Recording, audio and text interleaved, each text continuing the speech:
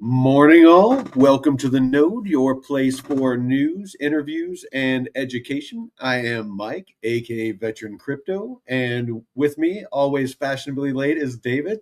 So he'll be here momentarily. But while we wait for him, let's go ahead and jump into the socials, get those out of the way so that we can get on to the news. So, if you want to join the chat with our community, if you want to pop on over to YouTube, you can find us at the Node Network, all one word. Want to thank all of you out there that have been subscribing and watching and helping us grow. We actually was just looking at the analytics this morning, and we've 10x'd our views on YouTube just in the past month.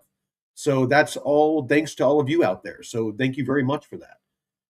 Now, if you want to follow us on X, you can follow us at the Node_network. And if you want to follow us, our website that David keeps updating and making better is thenode.pro. And so this is where you can find anything and everything that we offer, both paid and no charge. So we have DeFi University that we don't charge for. It is a 100% no catch, no charge education system. If you want to learn about crypto and DeFi, we have our newsletter that David has just finalized, and we are doing the final testing on it to make sure that it is good. Again, if you go to the Learn tab, you can find DeFi University and all of that. The one-on-one coaching. So if you want a no-cost consultation, you can sign up here and schedule a time to talk with David. He actually is putting this on full display on Tuesdays and Thursdays with Ellie from our community on his daily market wrap-up. At the end of that, he's been taking her through his coaching program, and getting her up to speed on how to use these protocols, how to do some of these advanced strategies, and so far has been able to make a little bit of profit for her. So I've been really excited to watch that. And then of course our community. If you want to join our no cost Discord, we do have a paid community that you can do through DeFi University and the school, where you can pay $99 a month and get involved with the live calls.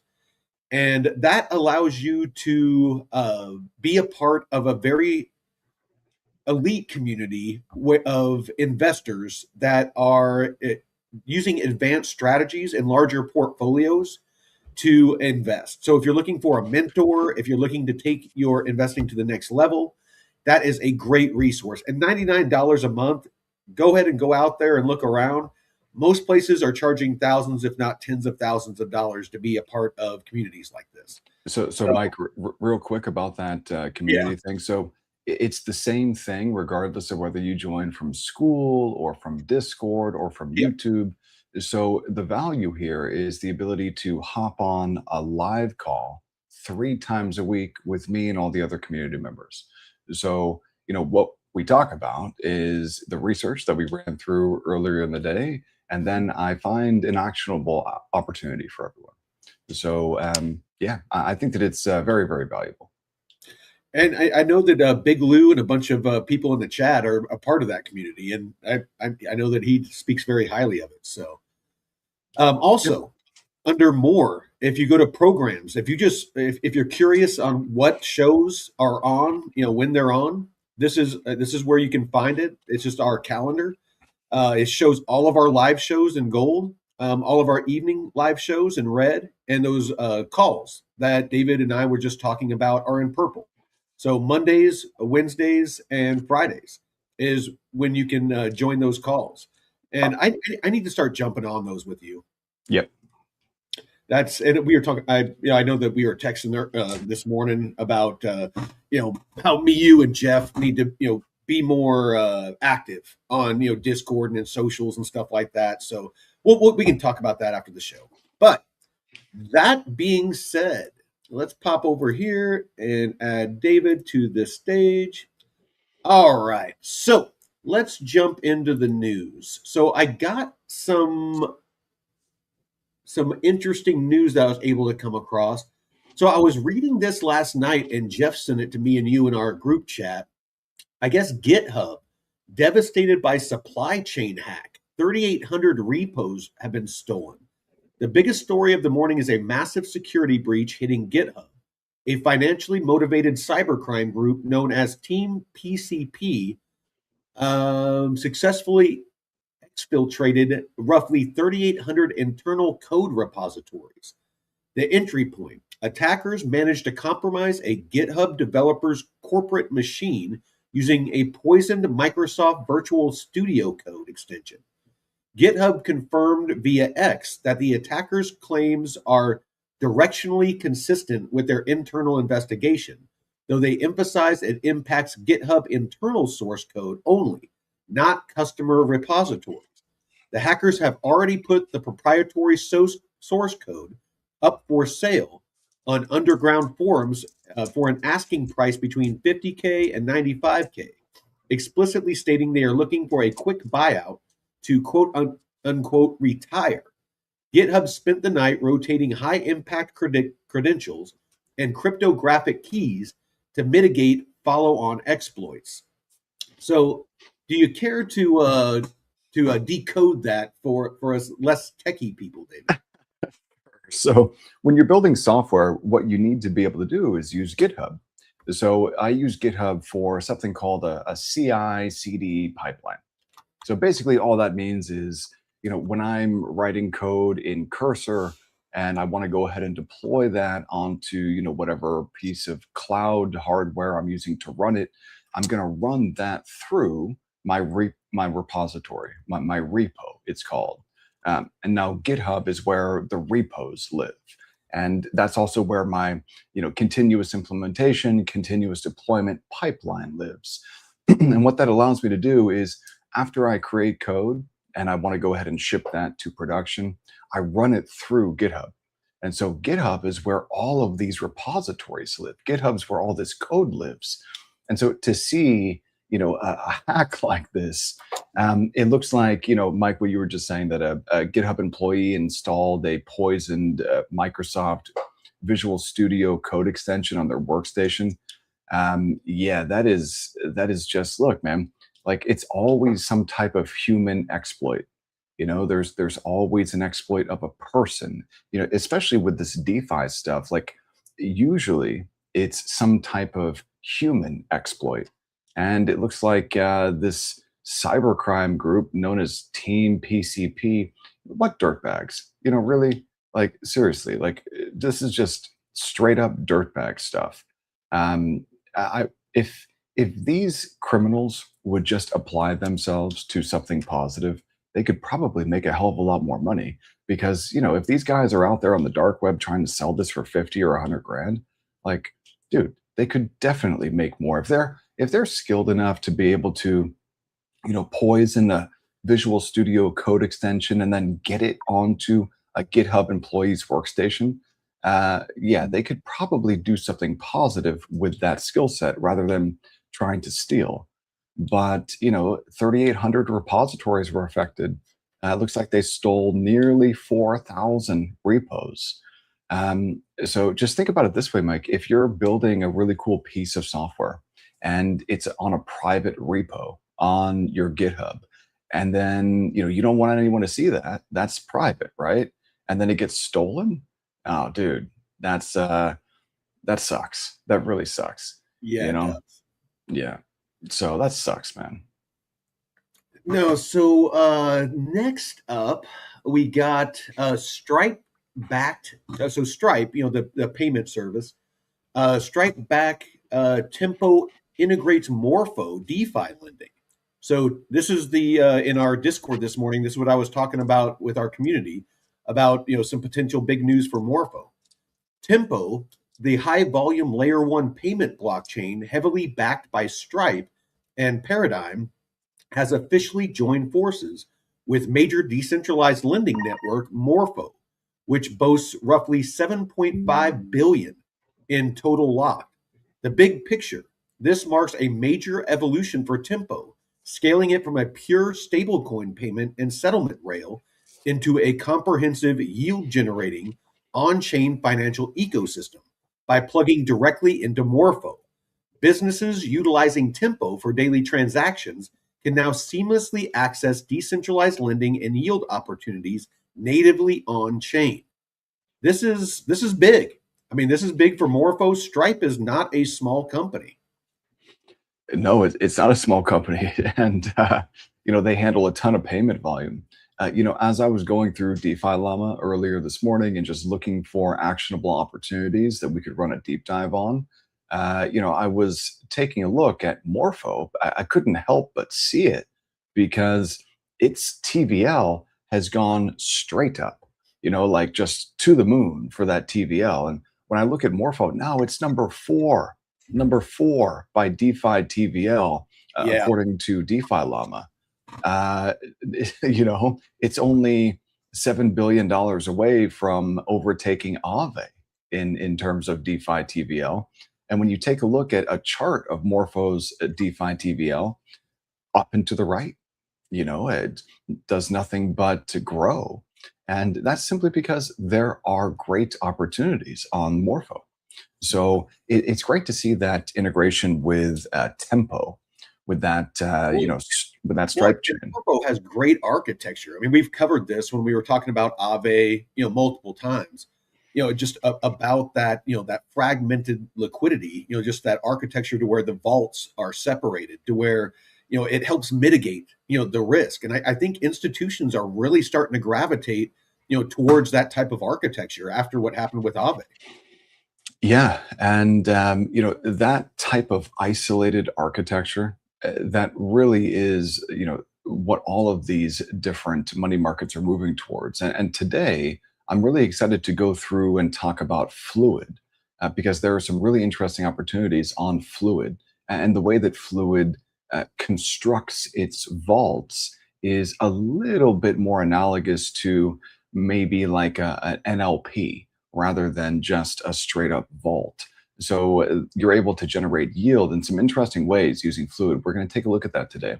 Well, But I know that that's something that Aerodrome has said is going to be on its new platform is those institutional pools. right, right. So that's gonna be interesting to see what Aerodrome ends up launching. I'd really like to get more information about that. We probably need to run a deep dive on that Aerodrome upgrade at some point in the not too distant future here, Mike. But when I'm taking a look at Morpho, it looks like they're migrating towards this AI like agentic economy. Stripe and Tempo moving towards this together with Morpho, where software agents can autonomously transact with each other at machine speed. That's going to be really, really interesting to see what ends up happening with that. And so basically, Morpho, Stripe has integrated the lending and yield layer Morpho. So it looks to me like I really wanted to be able to use Tempo, because we use Stripe for payments, Yeah, yeah, and for our company. Yeah. right. And so I was talking to for DeFi University. I was talking to one of the guys over at Stripe, for access to their USDC product, their Tempo chain, and to be able to accept USDC, and the way that our stable coins in general, and the way that they had it set up was kind of funky. It wasn't so you could accept USDC, but you can't send it. At least that's the way that it was set up a couple of months ago. So if someone wants to pay you in a stable coin for a product or service using Stripe, they can do that. But you end up with that stable coin in like an account in your Stripe dashboard that you can't swap for some other digital asset. You can't send it on chain. You can only deposit it into your TradFi bank account as if it were fiat, and I'm not really a fan of that. I would much rather be able to send it, on chain after I receive it on chain. But the way that it's set up right now, at least for me, it wasn't. I wasn't able to do that. So, but it's nice to be able to accept stablecoin payments through Stripe. That's for sure. And I'm sure that there are going to be more and more integrations. Yeah. No, and that's and that's the key is I know that's what we kind of try to focus on here. I know me and you and Jeff talked about it quite a bit while you were here. Is trying to focus mostly on the pieces of the puzzle that seem to be a part of the picture that is evolving into the next generation of finance. So, there's all kinds of, I mean, there's tens of millions of tokens out there. But what we're trying to find here is those projects that have legs, that are going to be around long term, that have good tokenomics, that have, good companies that generate revenue, behind them, that are providing a service, that directly address a massive pain point in institutional finance or just in general. Those are the projects that we're focused on here. I mean, me personally, I'm not interested in meme coins. They're fine. If you want to use that very small part of your portfolio to kind of play the lottery and try to get that 50 or 100x or something like that, that's fine. But me, I am looking for serious long-term plays that, and even better, if I can use those in DeFi to earn yield, to further stack those bags, or as yield to buy into new projects as they come along. So that's always been my plan, and what I've been doing since we started the channel, DeFi, crypto, and airdrops before we became the node. That's always been my play, and for the most part, it's I've been chronicling, my journey as I become more and more educated in this sector, in DeFi and in crypto. So, Education. You it's gotta do some strategery. it's that's what it's all about. Is just continuing to try to learn and evolve, as this ecosystem grows and evolves. Yeah, 100%. Hey, Mike, give me a second. I got to grab some more coffee, man. Hey, no worries. Kofefe. Need some kofefe. Hey, no way, no worries. All right. MoneyGram plugs into Tempo Rails as anchor validator. So it looks like now MoneyGram's entering the chat. So, in a parallel blockbuster move for institutional cross border payments, MoneyGram announced a strategic partnership to become Tempo's anchor remittance validator. MoneyGram is deploying this to deepen its blockchain infrastructure and scale stablecoin based settlement across its global network, reinforcing the transition toward open, interoperable global payment networks running on stablecoin rails. So this is yet another piece of the puzzle. You know, I know that this has been a narrative for a very long time. Cross-border remittances, cross-border payments, things like that. But I think that people very quickly understood, because there were some projects that were claiming that they were going to be the go-to for this, and that narrative has changed, because I think people very quickly understood that volatile assets are not the right vehicle to move value. It's to move value, you need a stable asset, aka stable coins. It's why that the first legislation that was drafted by governments addressed stable coins, because that is the foundation, that is the basis for using this new technology in global finance, is stable coins. It is also why Ripple, they have been talking to banks, they've been talking to institutions for years and years and years. The narrative, for a very long time was that XRP was going to be the liquidity to move, or the vehicle to move the liquidity on the XRP ledger.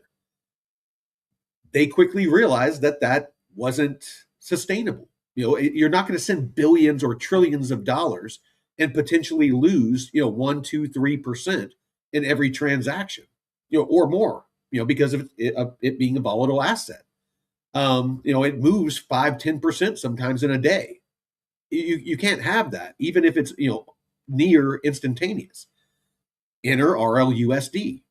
It's the stablecoin that Ripple launched. Stablecoins are going to move value, plain and simple. That is how it's going to be. There is no altcoin that is going to move value. So, were you able to hear what I was talking about with MoneyGram? MoneyGram. People still use that? I thought that, like, I Uh, mean, they're plugging into Tempo, just like how we talked about Stripe. MoneyGram is plugging into Tempo as well. okay. Well, great. You know, they have no choice but to do that because, Well, yeah, they're I mean, if they want to survive. exactly right. Because, their business model is not going to be able to survive as a result of stablecoins if they don't adopt stablecoin rails. I would be curious to see how a lot of these money senders like Western Union and MoneyGram are going to survive at all. Because I mean, I can send you stable coins without using them with no fees. I mean, for free, I can send you USDC right now, and all of it gets there, and it costs me nothing, and it's almost instantaneous. So I don't understand how MoneyGram and Western Union and stuff like that, unless they evolve their offerings, their services that they offer. That's the only thing I can, I don't see how they're going to survive. So I can see how they survive. So think about it this way, Mike. If Face- you face- yeah, so if you let's say that you don't have a traditional bank account, you don't have a checking or savings account, right? And you get paid in cash for whatever type of work you do, and you need to be able to send those funds to someone else, maybe halfway around the world, let's say. Western Union and MoneyGram are good at helping you to do that. Remittance payments. Now, the challenge has always been the on ramp. That's been the challenge. So yeah, imagine you've got cash, right? How do you get that cash on chain? How do you do that? And how do you do that without being surveilled, or how do you do that without paying some massive fee, or so that's really the challenge, is the on ramp part, because there are superior products to be able to send cash to someone else, mhm. in the form of a remittance or whatever. But if you're holding actual fiat cash in your hand, getting that from cash that you're holding to a stablecoin product on a chain, that can kind of be difficult sometimes.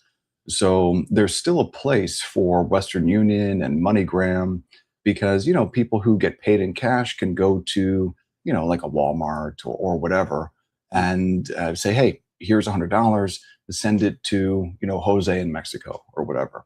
Yeah, yeah.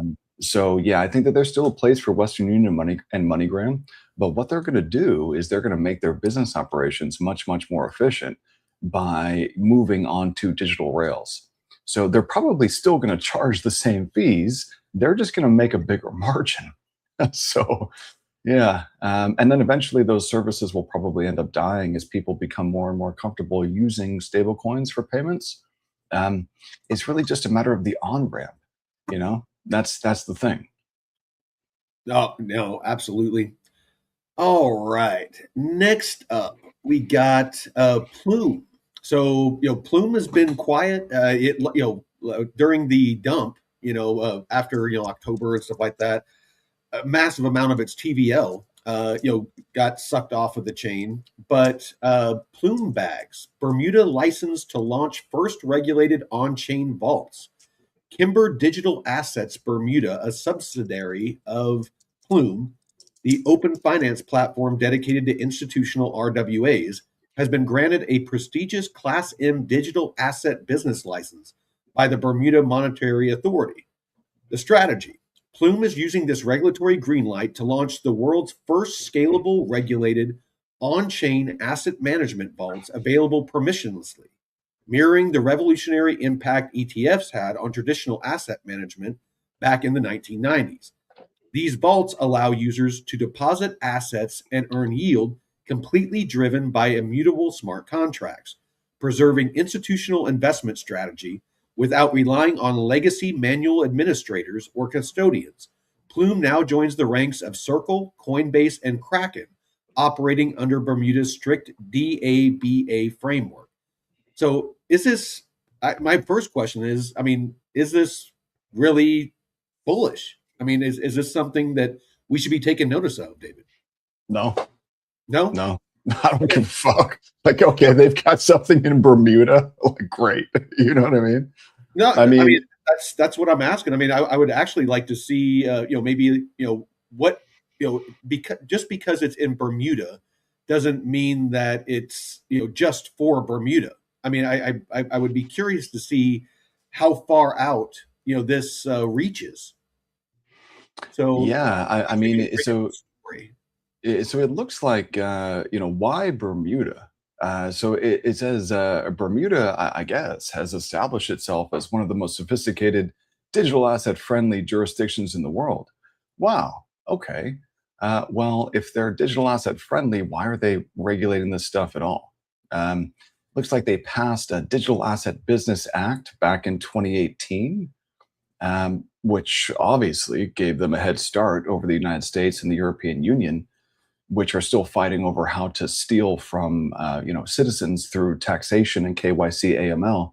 And now it looks like Plume set up shop in Bermuda, and there's a bunch of other large digital asset giants in Bermuda simply because that's where you get some type of regulatory clarity. But Mike, we've been talking a lot about regulatory risk recently. So how is the Genius Act and the Clarity Act, how will those pieces of legislation treat businesses that have operations offshore? Funny you should mention that. Plume's subsidiary, KDAB, is the first regulated vault curator licensed to create and distribute vault tokens under AML standards, modeled after those applied to stablecoins under Bermuda law and the U.S. Genius Act. PUSD, Plume's stablecoin, is backed by USD, therefore it is compliant with the stablecoin, the Genius Act, with the US, because it's backed by US dollar or US dollar equivalent. USDC is actually a really smart move that Plume did. Instead of having to, go jump through all the hoops and have, the US dollars or the, US dollar equivalents, they just took USDC, which is compliant, and they're backing their stable coin with that. So that was actually really smart of them. So So uh, the Plume chain. So KDAB uses Bermuda because the BMA has built the most sophisticated regulatory framework for digital asset and real world asset businesses in the world. The Class M DABA license subjects KDAB to each of its incorporated segregated accounts to rigorous prudential supervision, including asset liability management. So each KDAB vault operates through its own incorporated segregated account, or ISA, under the Incorporated Segregated Accounts Act of 2019, providing statutory ring fencing, separate legal personality, and full bankruptcy remoteness. Vault reserves are held on chain in non custodial smart contracts with continuous cryptographically verifiable proof of collateral attested to by Blueprint. The BMA's prudential standards impose net asset requirements, liquidity risk management, and wind down planning that ensure each ISA can meet the expectations of vault token holders at all times. Cybersecurity. KDAB operates industry leading security infrastructure, including robust smart contract audits, real time threat detection, smart contract exploit monitoring, and wallet level risk analytics. The Vault smart contracts are immutable and non upgradable at the smart contract asset control layer, eliminating the administrative key vulnerabilities. We know that was what was the issue behind layer zero. And what happened was that was the administrative keys. I like what I'm hearing here. So Mike, the admin keys Yeah, for a big protocol like that. yeah. Let me make a prediction. At Okay. some point in the future, by the end of this year, one of these big institutional players will suffer some type of exploit as a result of administrative keys. Mhm. I think that's probably just a matter of time. And here, let me ask you something else, Mike. Um, do you get excited about the idea of U.S. Treasury bonds, just in general, in Oh TradFi? yeah, no, every night I rub one out to U.S. Treasury bonds. Right? Okay, awesome. That's a new one, man. I mean, how's that going to work? That you getting off to 4%. That's so Imagine, like imagine what I do to advance DeFi strategies. here's the thing: if you're jerking off to 4% in U.S. bonds like TradFi, Let's like not be vulgar here. I said rub one out. okay, so here's the thing, man. Like it's impossible to get excited about treasury bonds. I know. Like this is the most boring, toxic sludge in the world, and it's also like the world's global reserve asset, and it's a problem. It's a Mm. problem. And so, for me, when I look at a chain like Plume, the only thing going on Plume is Ondo and treasuries. So when people talk about like, No, no, there's RWAs, like the Nest protocol is probably the biggest, and I would dare say, as of right now, about the only thing going on Plume. I mean, that's like I can pull it up real quick. yeah, I mean, I'm looking at it right now. It's Ondo yield. Ondo yield is, more than 10 times bigger than Nest credit on Plume. And then centrifuge is like, tokenizing accounts receivables type stuff. But, this is all, it's mostly treasuries, mostly. And So, so I so can't get this is what we're excited about talking on-chain about. treasuries. Back in looks like December, end of December, is the TVL on Plume just fucking tanked. So, but if you look over here on rwa.xyz, you can see what David's talking about. So this is the Ondo, the Ondo US dollar yield. So USDY is Ondo's stablecoin, yield bearing stablecoin, and it has been just massively growing on Plume, to the tune of $504 million.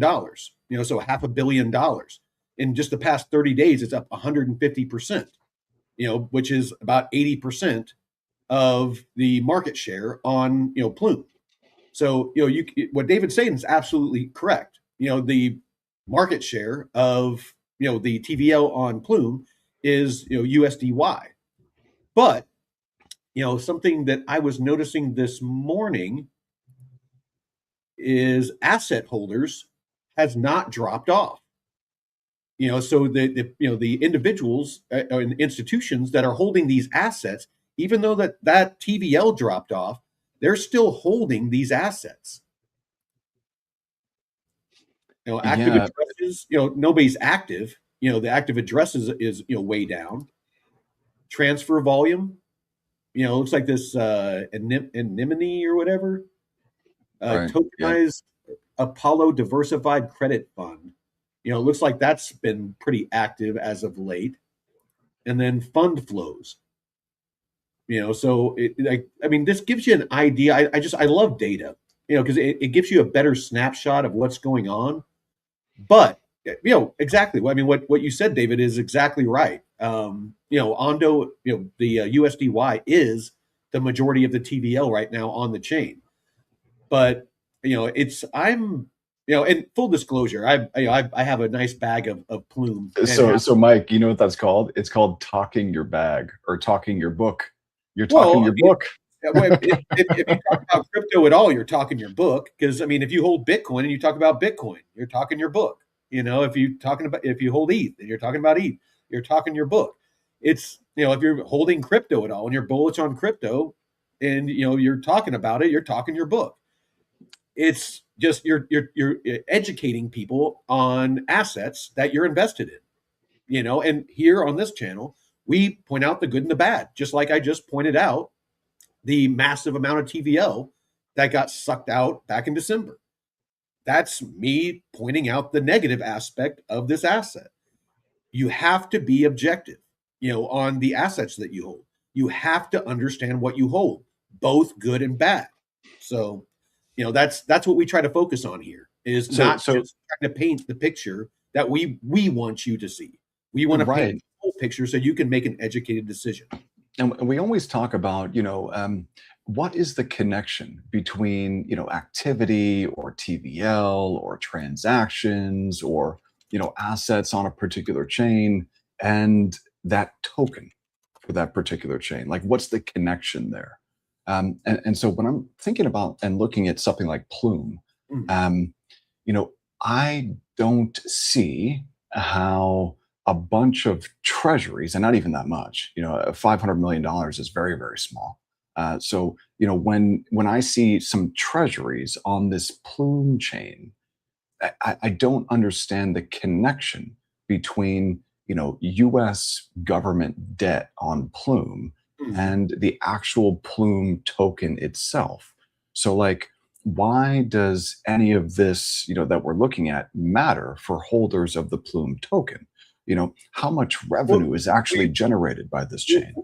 you pulled up a deep dive on what was it? Plume and what was the other one? So I actually did three. But I didn't do Plume. I did Fluid, I did Boros, and I did DeFi Saver. Well, because I mean, me personally, I mean, maybe we'll do it tomorrow. I would love for you to do a deep dive. Since you don't hold it, have you do a deep dive on the tokenomics of Plume and point out the good, the bad, and the ugly.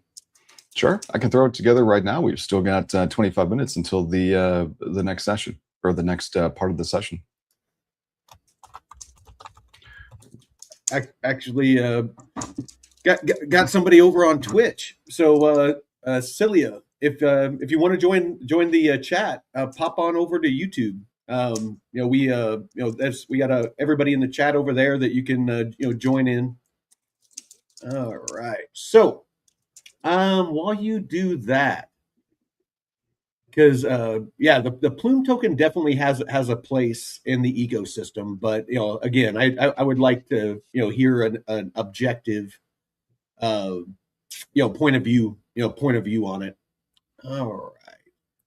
Yeah, it's just, whenever people talk about RWAs and stuff like this, I always think treasuries.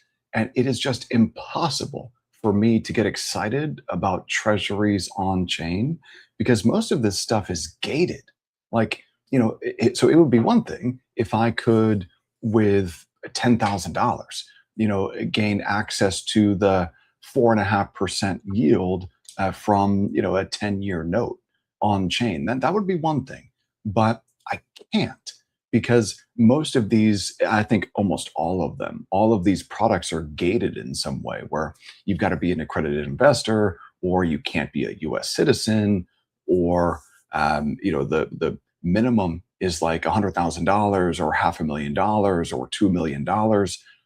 So for me, I can't get excited about it. Now, here's how I could get excited about it. Well, If let me show you something that might change your mind a little bit. So this is Nest Credit, and this is where you can invest in some of the things that you were just talking about. Sorry, I had to turn on my VPN so I could go to this. But you can invest in a lot of these things like the T bills, and yeah, it's only 3%, but on the ecosystem on here and on Morpho, because there's a connection between Plume, Nest Protocol, Morpho, and Base Chain, and the Ethereum mainnet and Solana, as well as BNB. So it opens up a lot of opportunities for looping strategies and advanced strategies. So I actually have a couple of mapped out on Miro that I did months and months ago when we thought that we were going to get a massive bull run. And I was kind of starting to plan, some strategies out on how I was going to lever up. But like in Alpha, you can earn 10%. In Opal, which is a BlackRock fund, is almost 12%. In basis, which is a good one, is a 4.2. And you can also borrow against these assets. So that's what opens up a lot of different opportunities. Now, that being said, there needs to be a lot more liquidity. This is what we were talking about yesterday. There needs to be a lot more liquidity on a lot of these protocols, where you would want to do some of these strategies. There are some that have good liquidity, but on the Plume network, there is a serious lack of liquidity right now. Again, I'm going to point out the negative as well as the positive. So until that changes, like right here, the market operator, it shows it's on Morpho. This in alpha, you can go to Morpho and you can see opportunities for in alpha where you can borrow against it. So I'm curious about this. So N alpha, what is that? What is N alpha? That token? So right now there's $650 million. Let's see what it consists of. I think that was 650K. Oh yeah, sorry. Yes. So it's N. I'm looking for it on Morpho right now. N alpha, N yes. alpha. I'm assuming that's N alpha. Sometimes it's difficult to search for stuff on there. Yeah. So N dash. How the hell do I find it? Alpha. I don't know if this is like a vault that I can just deploy into directly on Morpho or not. Let me see the collateral. I'm looking for the collateral. So alpha, N alpha. I don't see it. Here's the contract details. Mike, can you copy that contract address and pop that into the private chat so I can find this thing? Yeah. Which one do you want? This first one or the second one? Just the top one, ending in B8. Yeah, that one. Yeah. Here, let me see if I can find it. Chat on StreamYard. Okay. There you go. I can find that one there on Morpho somewhere.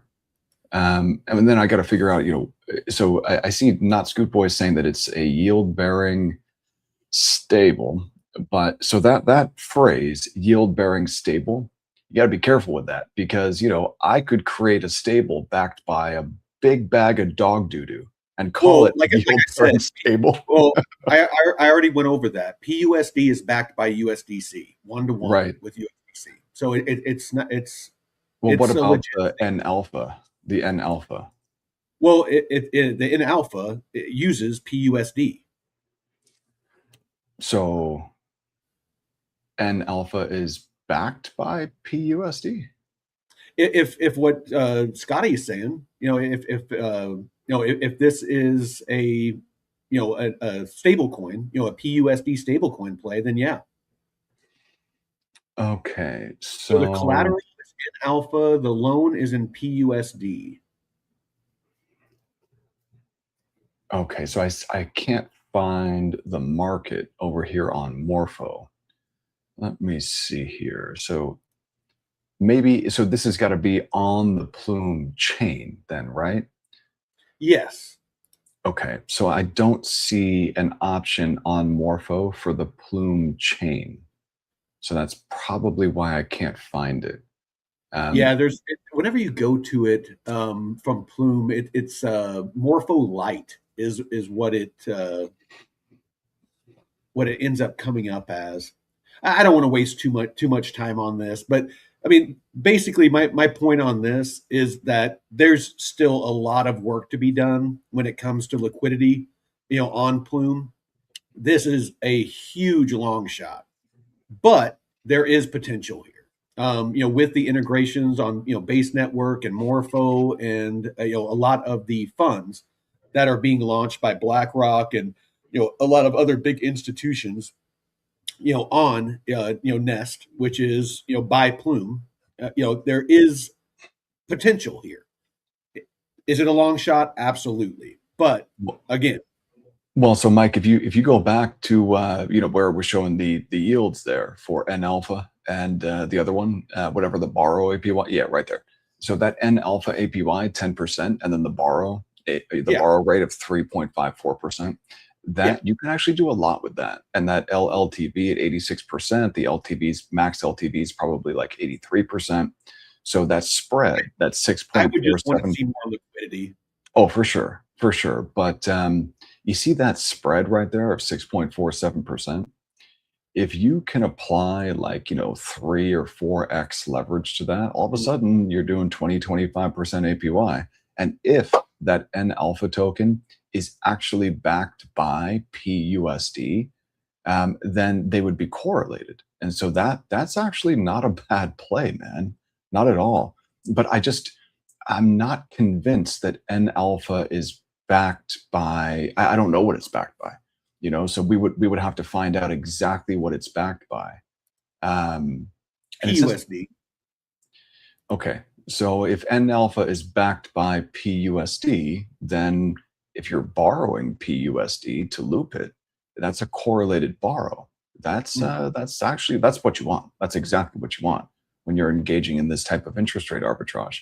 So this is I'm actually actually a really, I'm yeah, actually this pulling up my is, whiteboard really quick to see if I can show you what I come up with, and you can tell me if it passes the smell test. well, this is a legit play if some of my assumptions are correct about this. Um, but it looks pretty good.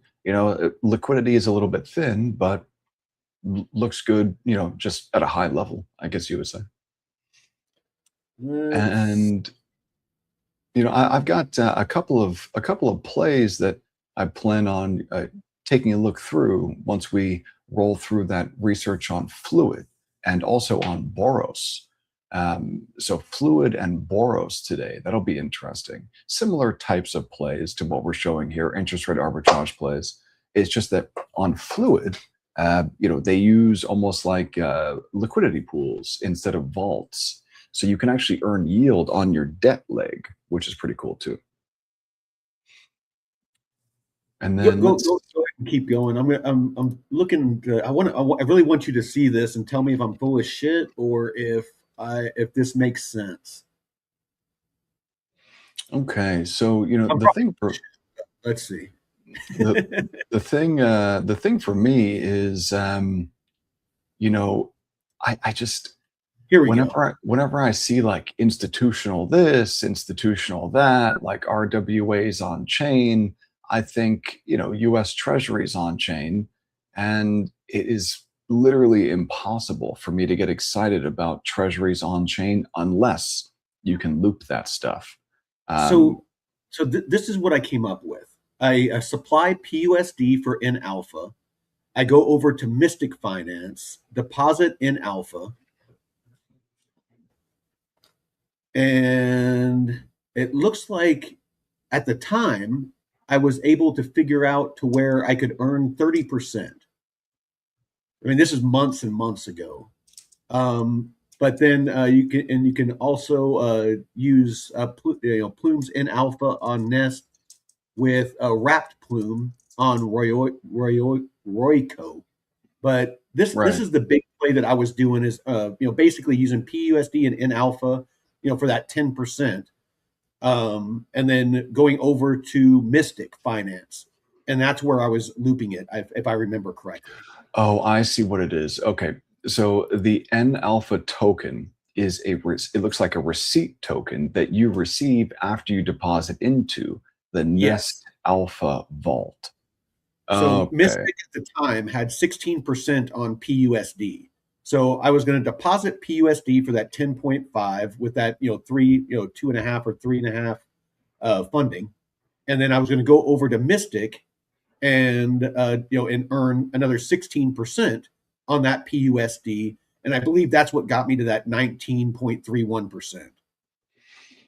Does that make sense? Oh, makes total sense. But all we would need to do is take a look at these protocols now, and Yeah, see what see if the Mystic is yields even are. still in existence or if there's any liquidity there to even do this.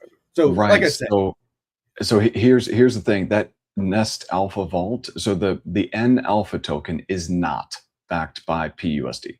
okay, The okay, what is it backed by? so the N Alpha token is backed by it's basically a portfolio of institutional assets managed by a partner called Cicada. Okay, and it's a combination of these different types of institutional assets: private credit and corporate debt. Okay, So this can be kind of opaque. Trade financing and invoice factoring. Okay, again, opaque. Alternative real assets. I don't know what the hell that means. Okay, it says such investments in cash flowing alternative industries such as American oil and gas, mineral and royalty interests. What the hell does that mean? And then Yeah, also tokenized institutional funds. So, all right. In order to become comfortable with that N alpha token, I would want to see a lot more really, transparency on really need to dig exactly. in. Yeah. Yeah, because it's not just PUSD. In fact, there is no PUSD in it. So if you're depositing, No, a no, no, stable, no. Sorry, and I think I misspoke. The PUSD is what you take out the loan against it. So that's if the debt. once you buy it in alpha, the loan that you take out is in PUSD. Sorry about that. So if you're holding an alpha and it turns out that in that portfolio of private credit and corporate debt, trade financing and invoice factoring, alternative real assets and tokenized institutional funds, if you're holding that N alpha token and it turns out that there's actually a big bag of dog shit in that N alpha portfolio, Yeah, you don't yeah. know that because it's so opaque that you can't see that. uh, Well, well, and then, this is another thing to look out for is the borrow rate. The funding rate. As opposed to the APY that you earn from the in alpha. It looks like a couple of times the borrow rate has actually exceeded the yield that you would earn. So this is something that you need to be aware of as well. I mean, this is somewhat, this happens on a lot of different assets, but this is yet another thing that you need to keep an eye on because the kind of play, what is it, the arb play, the arbitrage play, is yep. that then it flips to where it's not working in your favor whenever it costs you more to take out the loan than you're earning. So this is another thing you need to look out for. Yeah. So for me, the thing to look out for is what is actually in the portfolio backing an alpha. That's really the thing. Where can you Because go to find that? Because that kind of pisses me off that it's not on. Because some of these other ones, if you go to them, it at least it used to list what was in each of these. well, let's see here. I could probably find out a little bit of information just using Gemini. So, like this one, Black Opal, the vault takes stablecoin deposits and allocates them into tokenized exposure to Black Opal's Liquid Stone 2 fund, which invests in FX hedged, short dated Brazilian credit card receipt. What? Yeah, no thanks. See what I'm saying? Like there's a bunch of crazy crap here. Well, you just need to understand the risk you're taking. When it comes to when it comes to investing in these. If you're going to be investing in them, you need to know what is it the fund consists of. So I've got Gemini Deep Research running right now to find out what is in that N alpha vault.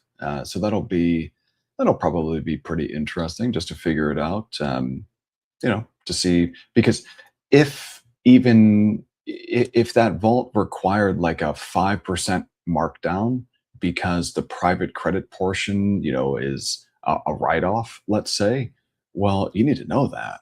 You really do need to know that. And it looks like we can probably find proof of reserves. Scotty, I agree. We might need to do a 4-hour show on Fridays to catch up on the things we wanted to cover. Me and David just enjoy talking about this stuff so much and like debating this stuff so much, and that we get on these rabbit trails. And yeah, we always have stuff that we wanted to cover that we didn't get a chance to cover. It doesn't matter. We could talk about this stuff all day and not cover everything that we wanted to talk about. I've got some interesting stuff in the same vein. It's interest rate arbitrage type plays. Yeah, on a couple of different protocols here. Mike, have you ever used Venus protocol on the BNB chain. It's a money market. I have not. Yeah, so that's one that I want to take a look at on Camino because they've begun integrating Athena's USDE product. There are some interesting plays on Camino on Solana right now. Also on Boros, some interesting stuff on Boros. Basically, on Boros, it's like an interest rate swap vault on Bitcoin, paying 62%, which is pretty darn cool. And then there's some stuff on Fluid on ETH mainnet. And I'm sure there's probably opportunities on other chains too. But one opportunity on ETH mainnet right now is, in ETH. So an ETH opportunity, supplying ETH and borrowing ETH. And you can loop that up and do 51%. So kind of, curious about that play. I put together some deep dive research on Fluid and its singleton architecture. Also put together some deep dive research on DeFi Saver, which you can use to automate the management of your interest rate arb positions and lend borrow positions, just generally speaking. And then I also put together some deep dive research on Pendle Boros, which is their interest rate derivative protocol. And all of you out there, these deep dives that David does on the second half of the show, we're working on creating a library or a repository, for these, so that you can go in there and watch these. So like if you're thinking about getting into a new project or an asset, then you don't have to wait for us to talk about it. You can just go in there and you can watch the material, watch the videos, go through the slide presentations, all of that, and learn about that asset before you invest in it. So that's another thing that we're just going to offer at no charge. We just, again, we're all about just wanting to educate you all. So I got a couple in the last couple of minutes. Sorry, go ahead. Yeah, well, I mean, if someone wants to support the work that we do, it's easy enough. Take a look at the store, think about joining the community. We run paid calls 3 times a week in the community. Just like, share, and subscribe on YouTube. So those are the best ways to support us. And, Mike, I think the newsletter is almost there. It looks like I've got two more APIs that I've got to fix. But all of the emails are sending. So nice. the CRM is working. So the emails are all sending, and it's just a matter. Oh, and then the newsletter. Sign up for the newsletter. So it's just a matter of getting those last couple of APIs done. I think that should be done today. Nice. All right. So I got just in the couple of minutes we got before the deep dives, it looks like President Trump signed an executive order to reduce regulatory barriers for fintech firms and supporting the integration of digital assets into traditional finance and payment systems. The order directs federal financial regulators to review existing rules, guidance, and licensing processes that may limit innovation or restrict partnerships between fintech companies and federally regulated institutions. So the major focus is digital assets and blockchain-based services. The Federal Reserve is asked to evaluate whether non-bank financial companies, including digital asset firms, can directly access Fed payment accounts and payment services. Regulators have 90 days to identify barriers, while the Federal Reserve has 120 days to deliver its findings and recommendations to the White House. And other news, breaking, TSA now allows medical marijuana on flights in both carry-on and checked bags. And this, if you want, this is, if you want to, this Immutable Jacob did a really good post if you want to look it up. The most in-depth, up-to-date Canton Network report is live from Masari. I also posted this link in our Discord. If you want to join our no-cost Discord, this is whenever I find stuff like this, I always post it in there for people to look at. But there's a lot of really great information on there about Canton Network that you might find interesting. Canton's one of my favorite plays for the next bull. for sure. Yeah, That's, I really like the idea of that token reaching equilibrium, and these big institutions are going to migrate more and more of their repo books onto Canton, and so those daily fees, those are just going to keep going up. Once they hit equilibrium, then I think that token could just moon 15 cents to $1.50.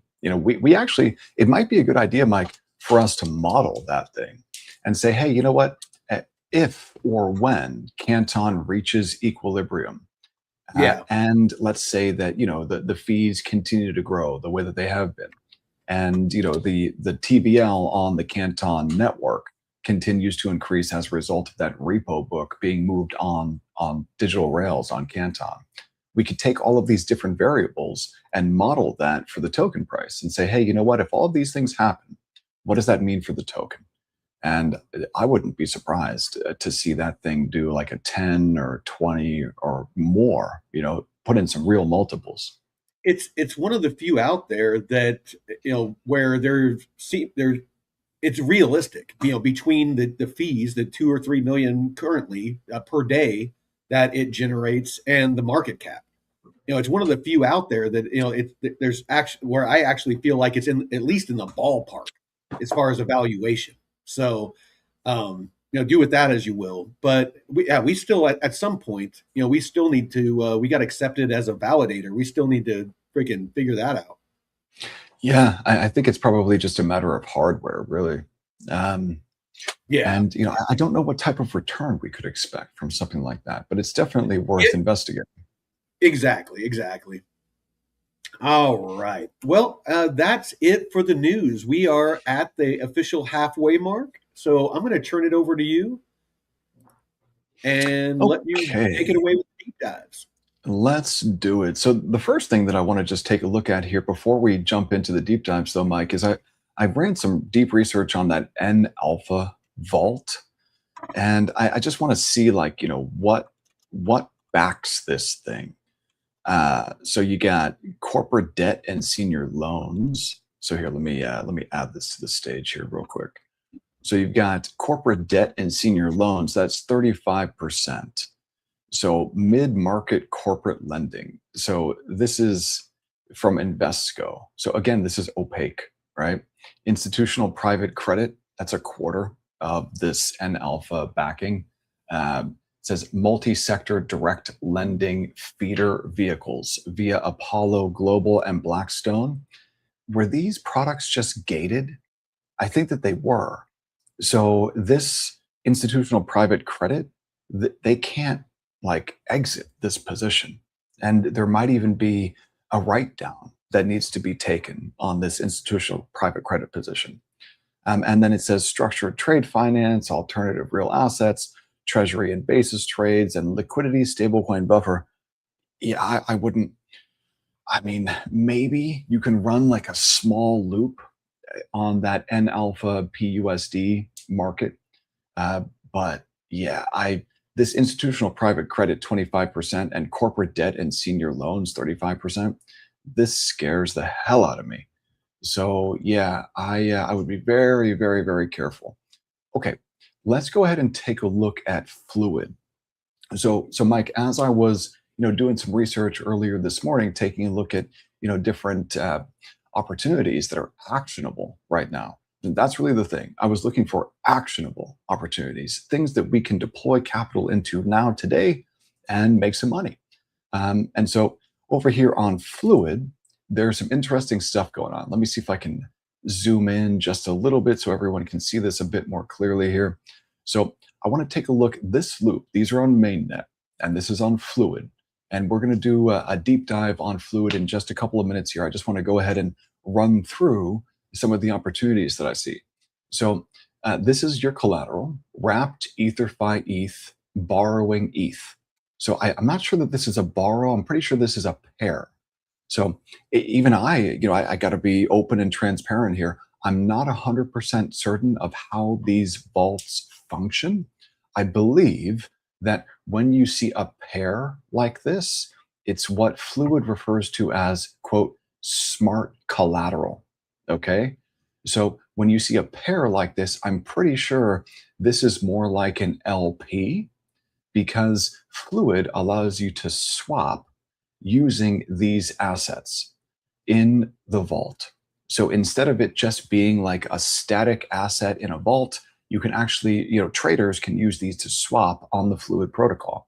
So that means that not only do you earn the lending yield, but you also earn some swap yield, which kind of sort of makes these more like a liquidity provision position.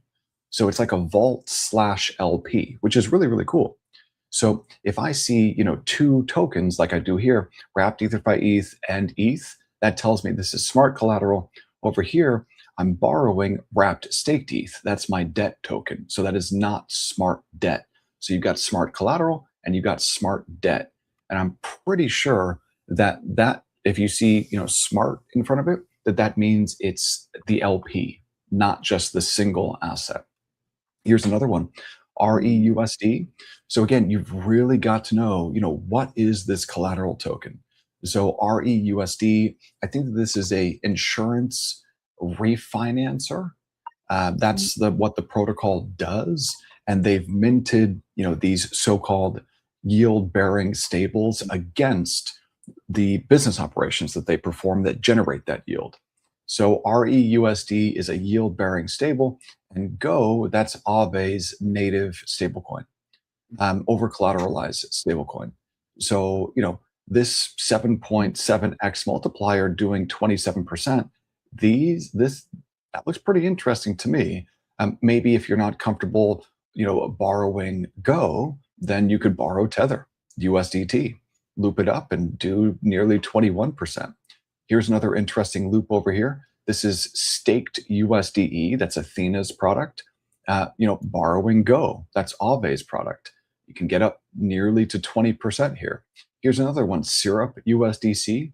That's, I think that this is backed by some type of, I would have to double check. I don't want to misspeak here. So I think it's backed by some type of RWA though. And then, here's Go. That's Aave's stablecoin. Here's Syrup USDT. Okay, so here's smart debt. So you're supplying REUSD, and then you're borrowing a USDC USDT smart debt position. And loop it up, do 16%. So these are some pretty interesting yields here. And this is on mainnet. So let me see what happens if I change the chain to Arbitrum 1. Let's just see what type of liquidity exists over on Arbitrum 1. Well, 37% ain't bad for, ETH borrowing ETH. And you can even, hedge away your directional exposure to this if you wanted to. And depending on the protocol that you trade perps on, you could also lock in funding using Boros. That's why I wanted to do Fluid and Boros today. So this looks pretty interesting. You've got SUSD-AI, so that's this is a big protocol on the Arbitrum chain, USD-AI. If we just hop on over here to DeFi Llama real quick, go to chains, and then from chains, we scroll down and we click on Arbitrum. And then we take a look at the protocols. USD-AI is the third largest protocol on the Arbitrum chain. So what these guys have done, they've USD-AI, we covered that. And didn't we decide that was like a piece of shit, not stable coin? Well, yes, but it was backed by like Australian AI companies or some shit like that. So they've lent like $500 million to some Australian, AI compute startup. Yeah. So you just like so, you got to know that. So let's preface this with that, and then you got to be careful. Yeah, and then continue. So you really got to be careful. You've got to know, what is the collateral and what is your debt. You've got to know what these tokens are. You can't just look at the max leverage APY and say, hey, 37%, let's go. You've really got to do your due diligence on the collateral and the debt. Let's see here, just scrolling down. Okay, so a couple of plays on Arbitrum. Let's see what's going on Plasma. On Plasma, looks like, 20%. So this is actually not a bad loop. Supplying wrapped EtherFi ETH and borrowing ETH. This isn't a bad loop at all. Especially since you can easily hedge out your directional exposure to ETH. And then, once you hedge it away using perps, then you would do something like this. You would hop on over into the Boros protocol and you would go to markets, and then you would find an ETH market, and you would, pay the underlying and receive fixed. And so if you're paying the underlying, and that's 10.5, you're basically hedging away your funding rate risk. So you would receive the fixed. So you pay the floating, receive the fixed. And then if you're on a perp stacks and you're short ETH, then you are earning or paying the floating. And so by using Boros, you can completely hedge out your funding rate risk and then receive a fixed rate. So that 5.31%, that's the fixed rate that you would receive. And then you can add that on top of the 21%, that's your leverage APY that you earn over here on Fluid. So you're basically, you're getting delta neutral and doing 25% on ETH, which, hey, I like it. I like. It's very nice. So, and that's on, it's very nice, and that's on Plasma. But let's take a look over here on Base. Let's see what's going on the Base chain. Just waiting for this here to load. And lots. Yeah, hopefully there's some opportunities, going on Base. But let me hit refresh here and see if maybe this is just taking a second to load up. Okay, so this is the borrow side. So I don't want borrow, I want multiply. There we go. Okay, so on the Base chain, yeah, you've got something similar. 24% on ETH, hedge away your ETH deltas, and all of a sudden you're delta neutral. So that's pretty interesting. That's on Base. Let's see what's going on Solana.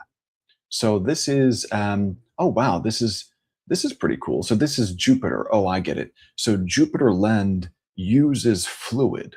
So you see down here, powered by Fluid. Okay, so let's see if there's anything interesting going on. This is the Earn tab. Let me go ahead and just click through to Multiply.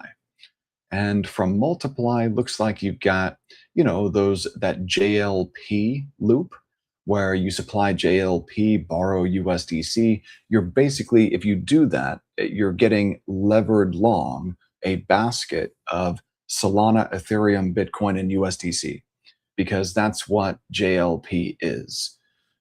This isn't bad. Jupe Sol borrowing Sol, that's not bad at all, especially since you can hedge away your Sol exposure.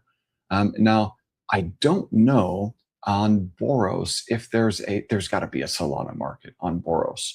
So if we hop on over here to Boros, and the reason why I'm thinking, yeah, the reason why I'm thinking about this is, I would want to be able to hedge away my directional exposure.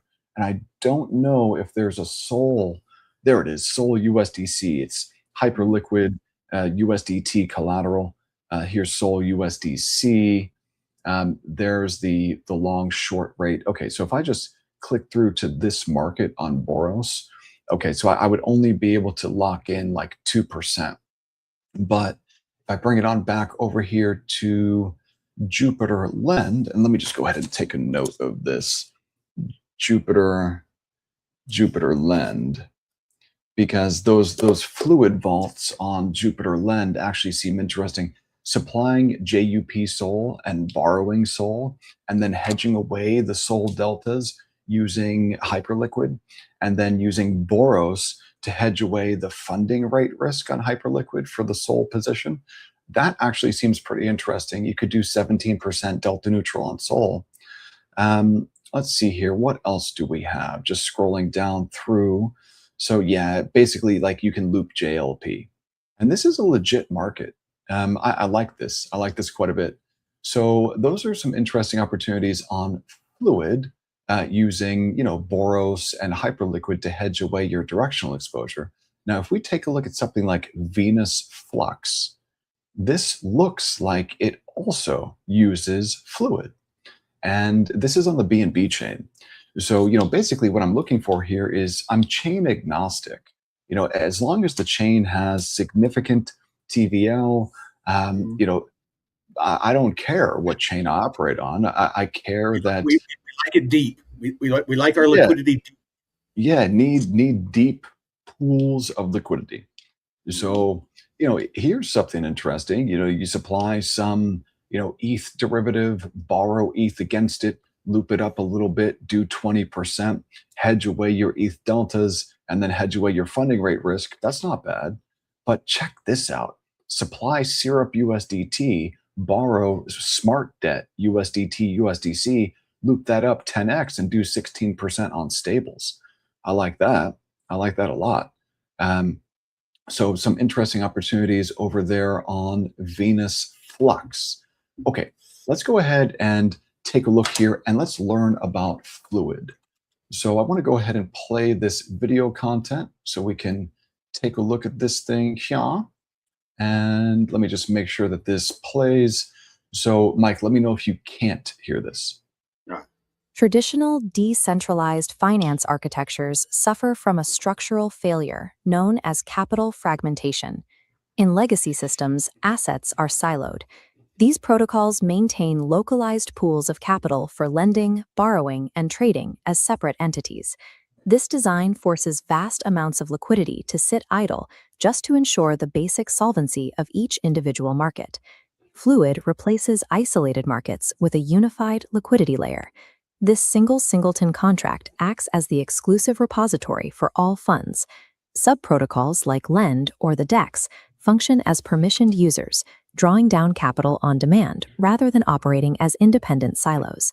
Market data as of May 2026 shows this model has stabilized at approximately $970 million in TVL, having already processed over $200 billion in cumulative trading volume. Wow. Because the ledger is unified, a single deposit of an asset like USDC provides multiple simultaneous utility flows. That specific USDC pool acts as lending collateral, provides borrowing liquidity, and serves as active routing for the DEX at the exact same time. Ultimately, capital efficiency is determined by the mathematical architecture routing a single dollar through multiple concurrent yield engines. Every interaction between subprotocols and the central ledger passes through the operate function. This gas-optimized entry point requires only two primary parameters, supply amount and borrow amount. The protocol executes opposing actions like withdrawals and repayments by processing negative values within these parameters. Concentrating all platform assets on a single ledger risks extreme on-chain storage and transaction costs. Fluid manages this data load through a custom big math library.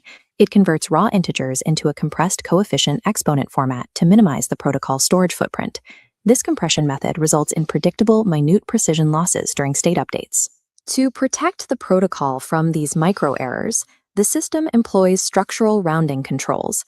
The contract rounds down for supply and withdrawal limits to protect the pool's assets, and rounds up for borrowing actions to preserve the full value of the debt. High-efficiency singleton contracts depend on foundational data structures that prioritize mathematical protocol solvency over absolute microprecision. To maximize this efficiency, Fluid uses smart collateral. Instead of using idle assets, users deposit yield-bearing liquidity provider positions to actively back their debt. Okay, so this is the thing that's most interesting to me about the Fluid protocol, the smart collateral and smart debt. So what the narrator just said was that these are almost like liquidity provision positions. This is paired with smart debt, where the borrower's debt itself is structured as an active LP position on the DEX. The swap fees generated by that active debt position are programmatically routed to offset the borrower's lending interest. Wow, so that's super cool. So if you supply smart collateral, then your collateral is not just sitting in a vault earning lending yield, it's also being actively used as an LP to facilitate swaps.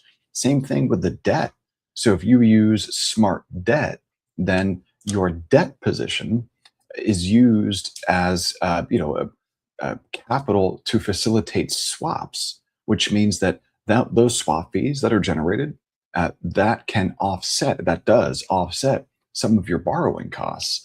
Where I've actually seen on Fluid positions where you can get paid to borrow because the volume flowing through, whatever smart debt position you have there is high enough to completely offset the borrow cost.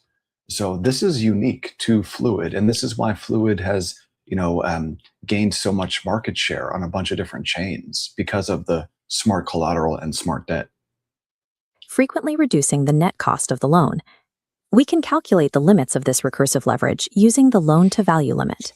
The maximum leverage equals 1 divided by 1 minus the LTV. At Fluid's standard collateral limit of 95%, the formula solves for a leverage multiple of 20. This means $1 of TVL can mathematically support $20 of active liquidity across the ecosystem.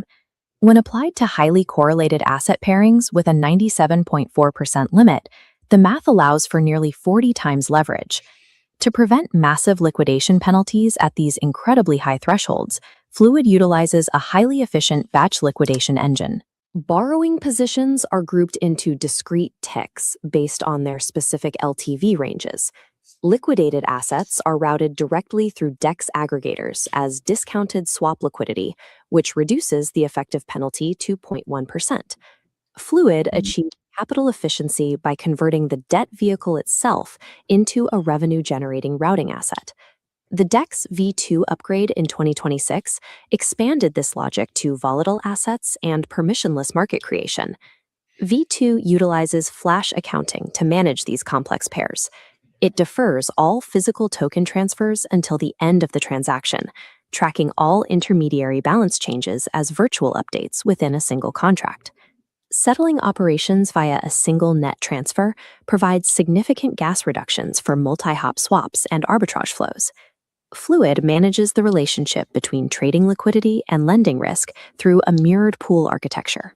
During a swap, the in token triggers a joint supply and payback operation on one side of the mirrored pair. Simultaneously, the out token triggers a joint withdraw and borrow operation on the base liquidity layer.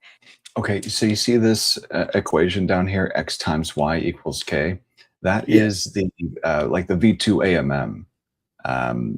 So yeah, so you've got a supply and a borrow, but you're also the capital is also being used to facilitate swaps between those two assets.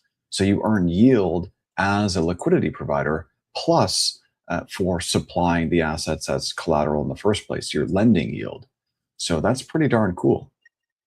Calculating balanced swaps without physical rebalancing. High-performance volatile AMMs require a shift towards centralized virtual accounting layers to overcome the limitations of localized pool operations. A perfectly unified liquidity surface carries an inherent structural paradox. The underlying architecture ensures a highly contagious risk contagion. The Resolve incident in March 2026 served as the real-world stress test for this contagious risk profile. An off-chain AWS key management service compromise allowed an attacker to maliciously mint 80 million entirely unbacked USR stablecoins. The attacker dumped these tokens into secondary DEX pools, crashing the market price of USR to just 2.5 cents. Fluid was vulnerable because its net asset value-based oracle only updated once every 15 to 24 hours. It continued valuing the depegged tokens at a full dollar. Arbitrageurs exploited this latency by depositing depegged USR as full value collateral to borrow high value assets like USDC. This oracle latency loop resulted in $21 million of bad debt across thousands of individual lending positions.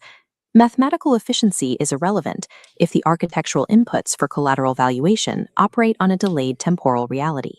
Yeah, so that's a problem. I hope that Fluid has updated their Oracle feeds because that type of a depeg. If Fluid still thinks that that token, which did depeg, is still worth $1, then you go ahead and buy that token for 2 cents on the open market, deposit it on Fluid, and then immediately borrow stables against it to exploit that difference between what Fluid's Oracle says and what the actual value of the token is. So yeah, that's a problem. I hope that they fix that. The core team bypassed a slow, gas-intensive liquidation of individual accounts to resolve the debt. The multisig drew $8 million in USDC and USDT from a pre-approved uncollateralized credit line to consolidate the debt into a single manageable address. Fluid secured the protocol by deploying multi-leg Oracle feeds to cross-reference prices across independent sources. Borrowing is now controlled by deviation circuit breakers and dynamic rate limits that freeze the protocol if feeds show high staleness. The final stage of the protocol's risk overhaul involved establishing the Fluid Foundation in the Cayman Islands. This foundation acts as a legal wrapper, allowing institutional counterparties to conduct AML verification without compromising on-chain governance. It provides a robust corporate liability shield that protects individual developers and token holders from joint civil litigation. Scaling at an institutional level requires the simultaneous integration of flawless mathematical architecture and uncompromising off-chain legal firewalls. Interesting. So, I quite like the Fluid protocol. And now that we know just a little bit more about those smart collateral vaults or pools and smart debt vaults or pools, I hope that we can all see how, that's a pretty unique architecture over there on Fluid. And, Hmm. some of the opportunities that we were taking a look at aren't half bad. If we hop on over here to ETH mainnet, 52% on ETH, and then you can hedge away your ETH deltas. That's pretty cool. I like that I, quite a bit. I think when you have some time, I want to sit down with you and enter some positions because I'm not in anything right now, and I really feel like, and it sounds stupid because, I mean, you were here all weekend, and I mean we've been working together forever. It's like I've been so busy working on the show, I just haven't even thought about getting into any positions, but I need to. Yeah, well, I mean, we can definitely walk through, a loop like this. Maybe we dial back the leverage a little bit. Don't need to run 17x leverage. Oh, Maybe absolutely. just dial back the leverage to like maybe 10x. Do Mm, something like maybe 30% APY on ETH over here, and then perfect. hedge away that ETH exposure over on something like Hyperliquid. I'm Hmm. actually curious to see what the funding rate is right now, on Hyperliquid in the ETH market. I'm just kind of curious. I want to check this out. So if I go on over here and crypto and I'm looking for ETH, there's the ETH market. So funding is 10% positive, so almost 11%. So this is, you would earn this 11% to be short ETH, plus you would earn the yield from this position here, this loop. So, let's say that you're doing 30% in the loop, and then you've got, 10% in the short leg over on Hyperliquid. But here's the problem. If you're short on Hyperliquid and that funding rate moves against you and starts to Mm. become negative, well, then you're paying funding. So I don't want to pay funding. So what I'll do instead is I'll hop on over here to Boros and I will hedge away my funding rate risk. So I would do something like this. I would take a look at, whichever market has the most volume. Looks like 36 days in June. And you see, there's that underlying APR. That's the funding rate on Hyperliquid. And it's positive right now. So if you're short, you'd be earning that. But I I want have a to super, super small short position on Bitcoin right now on GMX. Yeah, yeah, me too. So I'm just waiting to actually open up a new short position after we get those NVIDIA earnings later on this afternoon.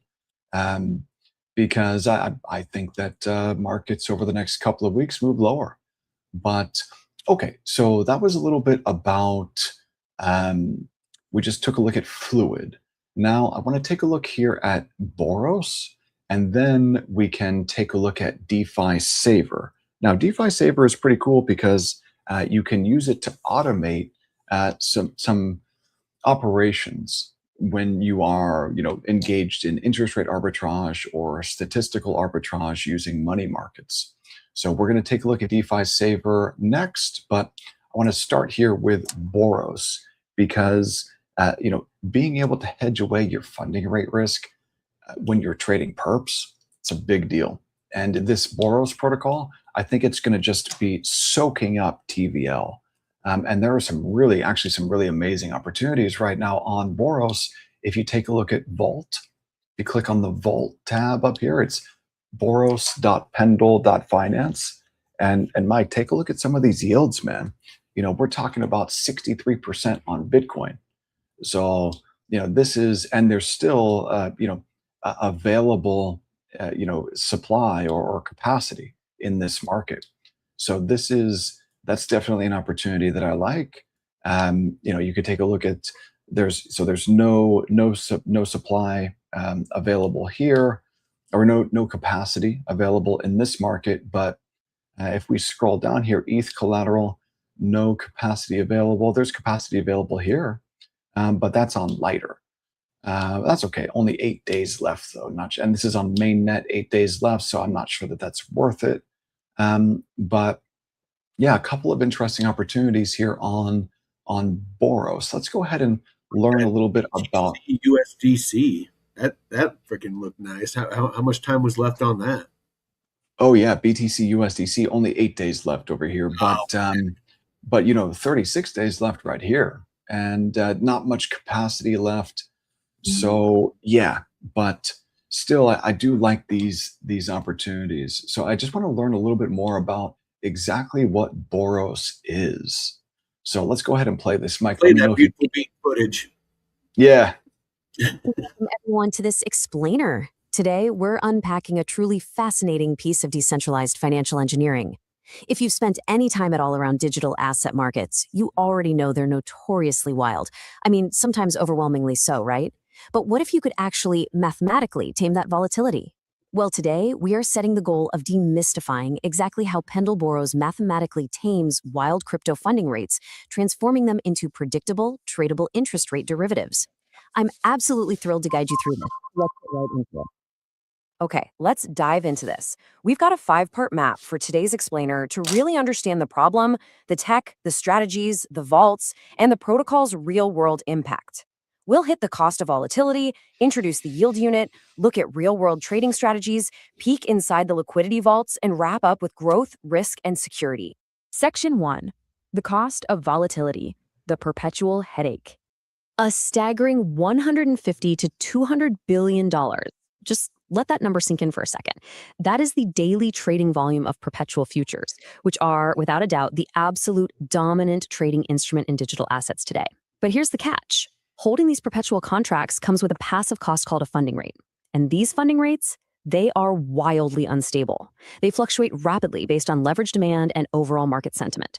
For delta-neutral strategies or those massive stablecoin protocols that our whole ecosystem relies on, this volatility introduces massive cash flow risk. It's a structural headache that desperately needed a solution.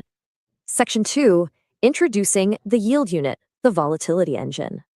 So, the crucial point is how Pendle Boros actually pulls this off. And it does it by acting as the hero of our story. It completely separates the perpetual funding cash flows from the actual underlying spot assets. It packages those cash flows into what they call a yield unit, or YU. Basically, a YU represents the future floating funding rate cash flows generated by one unit of an underlying asset on an external exchange. Because this cash flow calculation focuses purely on the interest rate, it's totally independent of the underlying asset's USD spot price. It's a standardized, tradable interest rate derivative, a real game changer. And this brilliantly illustrates the math behind it all. The rate sensitivity formula is basically the crypto equivalent of the traditional finance concept of DV01. It shows the nominal impact of a 1% shift in the implied APR. When we multiply the notional size by the days to maturity over 365, and then by 1%, we learn something vital. Positions with a longer duration, they are way more sensitive to interest rate shifts. But, and here's the cool part, as that contract gets closer and closer to its expiration date, that sensitivity mathematically decays in a straight line right down to zero. You might be wondering, how does an interest rate swap actually happen on the platform? Well, it proceeds through 4 highly structured phases. First up is collateralization, where a trader deposits collateral, like wrapped Bitcoin, to set their risk boundaries. Second is trade execution. Orders are matched on a central limit order book or against an automated market maker vault. Third is periodic settlement. Boros doesn't do those constant gas-heavy microtransactions. Instead, it uses a super efficient, lazy settlement that synchronizes perfectly with the exchange's funding cycles, say every 8 hours for Binance. Profits or losses are applied directly to the collateral ledger. And finally, we hit final settlement at maturity. The active swap closes, sensitivity hits 0, and the final net balance is realized. Section 3. Real-world trading strategies. The math in action. Now, what's really interesting about this breakdown is how it pinpoints the exact payoff triggers for long versus short positions. Let's look at the variables. N is the notional size, R floating is the actual settled rate, R implied is your locked entry rate, and T is time. So for a long position, you trigger a profit when the actual floating rate ends up being higher than the implied rate. But for a short position, you profit when that implied rate exceeds the actual floating rate. It's just a completely elegant mathematical split of directional rate risk. To make this perfectly clear, let's anchor it with a traditional finance analogy. Going long on a Y means you're paying a fixed rate and receiving a floating rate. Going short means you receive a fixed rate and pay a floating one. Think of Right. So here, I just want to show everyone what that looks like. So if we're over here on Boros and, we hop into markets and, Mhm. we're taking a look at long rates or short rates. So this is, if you're long rates, you're paying fixed and you're receiving the underlying. So the underlying is the floating rate. Now, if you're short rates, you're paying the underlying and receiving fixed. So you can use this to hedge away your funding rate risk. That's what we use this for, to hedge funding. Gotcha. exactly like a traditional home mortgage. Going long is like taking out an unpredictable floating rate mortgage, hoping the variable rates work in your favor over time. But going short, that's literally like locking in a 30-year fixed mortgage rate. You ensure that predictable percentage no matter how much the broader market crashes. Right. So if you want to hedge your funding rate risk, because let's say maybe you're short ETH on Hyperliquid, but you don't want to have the risk of maybe being forced to pay funding. Well, you can hedge that away by you pay floating, receive fixed. That's short rates. And honestly, who doesn't love a predictable yield? Because of this robust structure, institutional arbitrageurs use borrows for 3 distinct real-world strategies. First, funding rate hedging. If you're a trader paying wild variable fees on an exchange, you can buy a long YO to offset those expenses, creating a predictable, fixed payment stream. Second, locking cash and carry yields. Traders take a short YO position to lock in their yield until maturity, totally immunizing themselves against sudden market downturns. And third, cross-platform spread arbitrage. Arbitrageurs can lock in fixed yield spreads across different exchanges without the risk of rate reversals. It effectively neutralizes their exposure to yield compression. It's absolutely crucial for big players. Section 4. Inside the liquidity vaults, risk and reward. Let's quickly pace through this risk matrix for liquidity providers, or LPs. The Boros automatic market maker acts as the automated counterparty to these massive trades. This means the vault is structurally long biased on the implied APR. If market rates rise sharply, the vault's net value appreciates substantially as it shifts to cash. If they rise moderately, it scales via compounding. But look closely at that bottom scenario. If the implied APR sharply collapses, the pool gets flooded with long positions as takers short the rate. Liquidity providers face severe and permanent loss here because their long UPU positions depreciate rapidly. Unlike traditional AMMs where your loss is tied to asset prices, here it's entirely path-depending on the movement of the implied APR. Section 5. Growth, Risk, and Security, the Institutional Era. Let's move to the timeline and see how this builds across the protocol's chronological performance. Back in September 2025, Pendle hit a massive protocol-wide peak of $13.4 billion in total value locked. But as we all know, the market corrected hard in December. What is incredible, though, is that while the broader spot markets contracted, Boros actually thrived, hitting $250 million in active open interest. By January 2026, it cleared $2.9 billion in monthly volume, and by February, it blew past the $10 billion milestone. Up to our current baseline in May 2026, Boros has proven it acts as a resilient growth driver, even when spot markets cool down. To bring the impact home, just look at how giant delta-neutral protocols like Athena literally rely on Boros to survive market deleveraging. Athena backs its USD stablecoin with short perpetual positions, leaving them super exposed to funding rates collapse. During a major deleveraging event in early 2026, their variable yields compressed rapidly. So what did they do? They utilized Boros to convert those unstable floating receivables into guaranteed fixed-rate yields. By entering massive short RYU positions, they immunize their reserves and maintain stable payouts. It's real-world financial armor, protecting the stability of assets held by millions of everyday users. So what does this all mean for the future? We've seen how Boros mathematically separates cash flows and built an incredibly scalable interest rate swap market. But here's a thought to leave you with. If decentralized smart contracts can successfully tame up to $200 billion in daily crypto volatility, what traditional finance markets will tokenized yields consume next? The Right. math is proven, the institutional adoption is already here, and the boundaries of decentralized finance are expanding faster than ever. Thank you so much for joining me. Okay, so this is super important because, an interest rate swap market in DeFi, which is what Boros is, that's a massive opportunity. I think the total interest rate swap market globally is like $400 trillion. Just think about that. 400 trillion. I'm pretty sure it's like something like massive like that because these are derivatives. So, it's not like the notional is that big. It's like a derivative on top of a derivative. So really, really, really big. And yeah, looks as though Boros is, going to consume some of that market for sure. Okay, now that we've taken a look at Fluid and we took a look at Boros, now I want to take a look at a piece of software, a dApp that you can use to automate some of these strategies. So let's take a look at this. This is DeFi Saver. And let me see if I can get the URL for DeFi Saver just real quick so that anyone who wants to take a look at the protocol itself that they can. The URL is defisaver.com. So it's right here, defisaver.com, defisaver.com.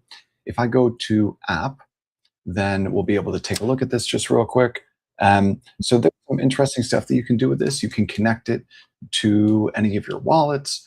It's going to discover your positions, and you can take a look at the protocols that it supports natively here. There's quite a few. And what you can do with this is you can use it to automate some of the functions that you would have to otherwise do manually on a protocol like Aave or Compound or Fluid or Morpho or Curve or Euler or Liquidity. So this supports some of the largest money markets. So this is a really useful tool. I want to learn just a little bit more about it. So let's take a look over here and let's play this piece of video content. Here we go. The DeFi landscape of 2026 is a highly fragmented, multi-chain environment. In this system, standard human reaction times are a liability during extreme market volatility. This is the click era, manually switching networks, managing gas fees, and signing individual transactions while asset prices shift in real time. That manual friction creates a disadvantage against the millisecond execution speeds of MEV searcher bots and algorithmic liquidators. To bridge this gap, DeFi Saver operates as an orchestration layer, designed to handle complex, multi-protocol position management programmatically. Throughout 2025 and 2026, the protocol transitioned into an institutional-grade consolidation hub, integrating modular lending engines and cross-chain expansion tools. Understanding the design of modern Web3 systems requires deconstructing this execution stack from the base infrastructure up to the logic layer. Success in current on-chain markets relies entirely on superior programmatic orchestration rather than any form of manual, human-driven intervention. A robust non-custodial system must begin with the architecture of the user's wallet. Historically, the protocol relied on legacy DS proxy contracts to execute trades on behalf of the user. This diagram shows the primary limitation of DS proxy, composability lock-in. Management rights were restricted, preventing external access. In 2024, the protocol migrated its core infrastructure to the Gnosis Safe Smart Account standard. This integration ensures portability. Positions opened through DeFi Saver are visible on any safe-supported interface. This migration used clone proxy deployment. Requiring less storage, it reduced initial wallet setup costs by 60%. Furthermore, the native multi-sig capabilities of Gnosis Safe allow institutional actors to execute complex transactions only after obtaining the required number of cryptographic approvals. Standardizing the user wallet into a composable smart account is the fundamental bedrock required to scale automated finance. While a composable smart account provides security and portability, executing multi-step maneuvers requires a logic engine to sequence complex instructions. DeFi Saver replaced rigid monolithic contracts with a modular action library. These individual building blocks, like pulling collateral or swapping tokens, are governed by a central registry. The recipe executor coordinates these blocks into custom strategies, processing them sequentially through the user's smart account. The executor utilizes a delegate call mechanism, allowing the user safe to carry out the specific sequenced instructions in the user's own context. We can trace this logic through a 7-step cross-protocol loan shift. The sequence begins with a flash loan to temporarily cover the original protocol debt. Repaying that debt releases the locked collateral, which the engine routes through a decentralized exchange wrapper. For security, the system only permits swaps through a pre-approved allow list of exchange aggregators, preventing arbitrary call data manipulation. The swapped collateral deposits into a new protocol, fresh debt is borrowed, and those funds repay the initial flash loan, closing the loop. This entire sequence is defined by atomicity. If any single step fails, such as a lack of liquidity during the swap, the entire transaction reverts, protecting the user from a partially executed or under-collateralized position. Modular atomicity provides the exact mechanism needed to aggressively move capital across chains without exposure to disjointed execution. Executing these recipes on the public Ethereum mempool exposes users to sandwich attacks from MEV searchers. The T-Saver architecture mitigates this by routing transactions through private RPC relays, hiding the trade intent from public searchers. T-Saver also simulates these transactions entirely off-chain. If a trade is predicted to fail, the relayer drops it before it reaches a block, shielding the user from failed transaction gas fees. While protecting active trades is vital, maintaining high-frequency liquidation protection requires solving a different problem: the cost of data storage. The automation engine operates through a division of labor. Off-chain bots monitor prices, while on-chain smart contracts verify execution. Storing full strategy parameters directly in the contract state is highly expensive. Instead, Kechek 256 state hashing compresses the data into a single cryptographic hash. Off-chain bots submit the full plaintext data only during execution. The contract hashes it live and compares it to the stored version to verify authorization.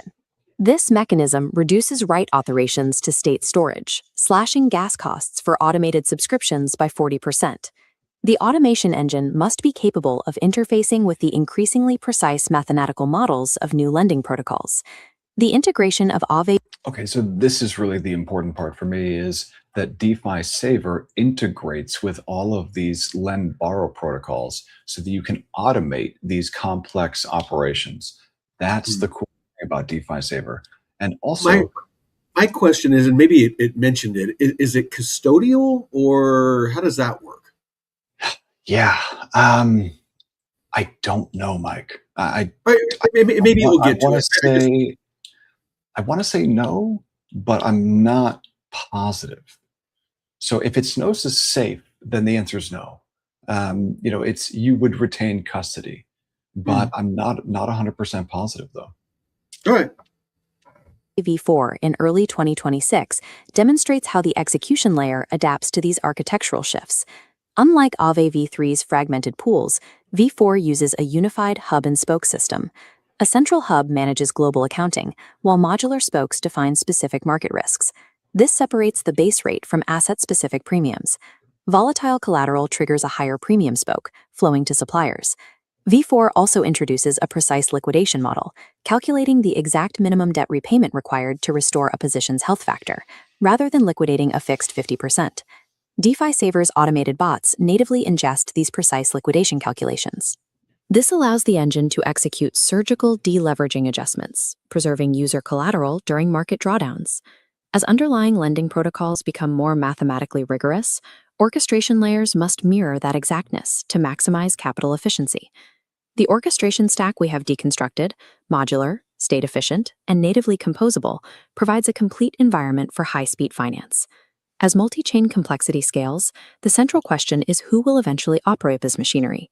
Human operators are increasingly unable to match the execution speeds required for the next evolution of on-chain capital management.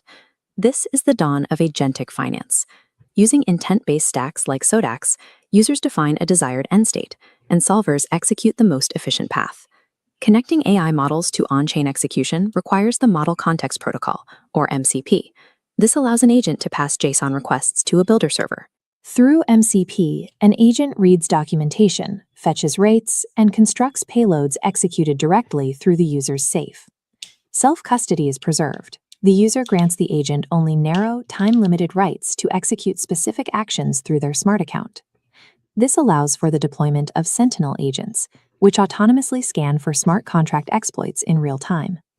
These agents use predictive survival analysis to calculate liquidation risks, executing the exact capital injections needed to protect a position before a human can respond. DeFi Saver provides the programmatic canvas for this machine economy, where automated agents now manage over $300 million in assets with a precision that manual interfaces cannot sustain. Wow. So this is pretty cool, this DeFi Saver protocol. Let's just take a look at this thing. So let's see here. I just want to go ahead and play around with it. So if I click on Discover, what are we going to look at here? So borrowing, all collateral, all debt, all chains, lending market options, collateral, debt. Okay. So that's borrow. Here's leverage. Let's see what we're looking at. Net APY. Let me sort by net APY. Okay. So this is for stables. You've got a stable coin play here. Supply USDC, borrow Ripple's RLUSD. I was looking at that. Is it ghosted out? Like it's maxed out or something? Or I don't know what that is, what that's all about. 'cause I was trying to click borrow on. cap. Yeah. So you see that, Mike? Borrow cap reached. So Yeah. the first one that is the USDC CBBTC that's available. Right. So this one would be a short position on Yeah. Bitcoin. So you would actually get paid 9% to be short Bitcoin on AAV4 on mainnet. Nice. Yeah. Yeah. So Maybe that's that's what I need to do instead of my little short 2x short position on GMX. yeah. So I mean, on GMX, the funding right now is negative. So that means actually, no, it just updated. Excuse me. So on GMX, Mike, funding is positive, and so that means that short positions are actually earning 16%. Oh, So nice. yeah, I'm earning 16% being short. yep, sure are. Me too. And so just taking a look down through some of these other opportunities, this is not bad. Let's go ahead and click on yield. Let's see what's going on with yield. And I'm just waiting for this to load here. But let's see, what do we have? What do we got going on here? So I want to go ahead and it says estimated profits, supply APY, lending, market size, no liquidity available. I want to go hide unavailable markets. And then I want to go ahead and sort by profits. So I wonder what so there's no liquidity there, so you wouldn't be able to do anything with that. Let's go ahead and sort by withdrawable. And, maybe, okay, how about withdrawable? How about estimated profit over the course of a month? That's fine. So what are we actually looking at here? This is yield. Find the best options for passive yield in one place. Okay. So USDC, yeah, there's no way I'm doing 300,000% on USDC. It's just because, yeah, I know, right? I wish. It looks like it's just because it's at 100% utilization. So, and also this is USR. Look at the token. So USR, yeah. So USR is, went to zero. Okay, so I'm just going to sort by supply APY. Okay, USDA, so this is on $100,000 over the course of 1 month. supplying USDA. I think didn't USDA get exploited, or there was some hack? And so this position would be, supply wrap staked ETH, borrow USDA, but yeah, this is nearly at max utilization and the market size is tiny. So I'm going to pass on that one. Here's 14% on ETH. Here's another 13% on ETH. Here's single lending USDT at 9.8% on Fluid, but the market looks like and this is on Plasma. So not really interested in that one.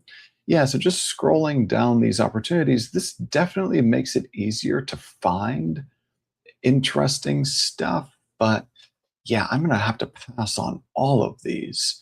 Let me go ahead and say, okay, I just want my collateral to be a stable, and strategy types, I could just leave that blank.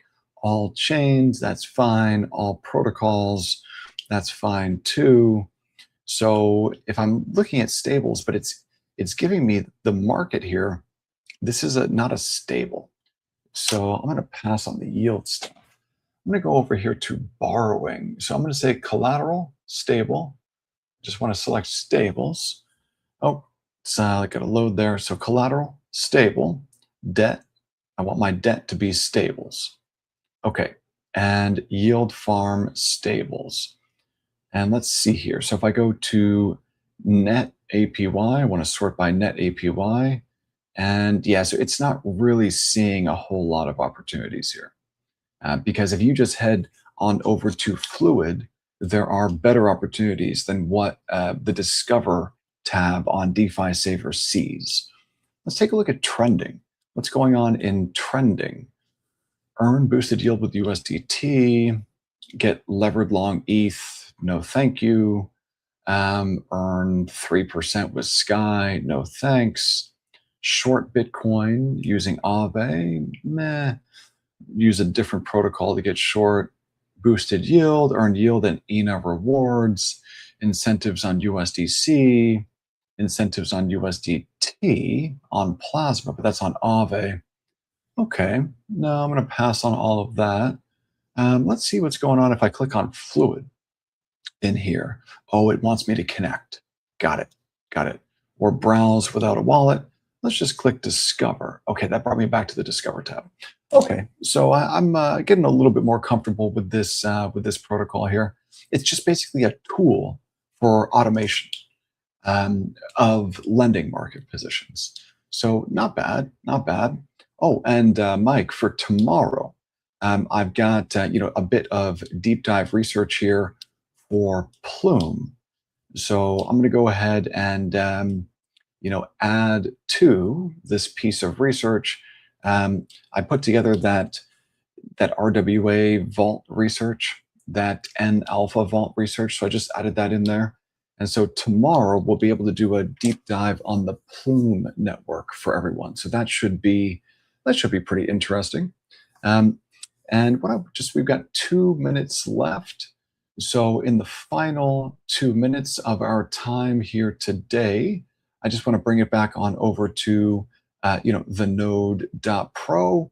And if we just take it back to the home page here. So I've been working to get this up and running. If you create an account here, you'll be able to actually log in. That actually works now, which is pretty cool. So you can make a free account. If you click on account, you'll be able to see your account, whether your newsletter is active or not. If you click on newsletter, you'll be able to run the generation for it. This is going to be done today, I believe. You'll be able to take a look through all the courses. If you've ordered anything off the store, you'll be able to see that there. And of course, if you've got any payments going on, for the newsletter, for the store, whatever it is, you can see that here. So hop on into the node.pro and take a look down through not just all the courses, but we're going to be building out a library of deep research. Here's a little bit about the newsletter. This is delivered to your inbox before the market opens and after the market closes. So twice a day, you get a daily market edge delivered to your inbox. It's personalized based on your watch list. Um, we've also got these, private calls that we run for anyone who, signs up either in Discord, in school, or from YouTube. And if you're looking for, support, let's say that you want to ask a question of myself or Mike, if you join, then you can ask it of Mike. So if you want to be able to have, time to talk to us in a private Google Meet session, with a bunch of other people, but a private session, you can do that here. You can sign up through the community tab. It's right here. If we bring it back onto the homepage, then you're also going to see that we run private coaching. Just to help you build a crypto and DeFi skill set. You can, set up a 30-minute discovery call with me, and we'll determine together if it's the right fit. And then, if you are just looking to build your skill set without paying for anything, then run through the courses. Those are all no charge. And of course, we've got 9 original shows. We are a DeFi network. So here's all the programming that we run throughout the week. Here's those paid private Google Meets calls. And then this is all the stuff that we run, not just on the weekend, but also during the week. Red Pill's a lot of fun. Saturday Night Fever is great. Mike's Sovereign Soil show is awesome. And then Ellie and Jay run Gaming and Chill. So this is the Node.pro. If you want to support us, hop in, take a look at the newsletter, take a look at the community options, and also take a look at what we've got going on in the store. So that's all good stuff, man. And we're going to be updating all the store stuff. I'm going to be updating it over the next couple of days here once I finish with that newsletter, because Mike and Jeff put together some really, really cool looking graphic designs. So I'm going to be going in here and updating all of the stuff in here. So if you want to support us, like, share, and subscribe, take a look at the newsletter, take a look at the community, take a look at the store, and we appreciate you guys. So thank you. Awesome. Thank you so much, all. And really, we appreciate, liking and sharing, as much as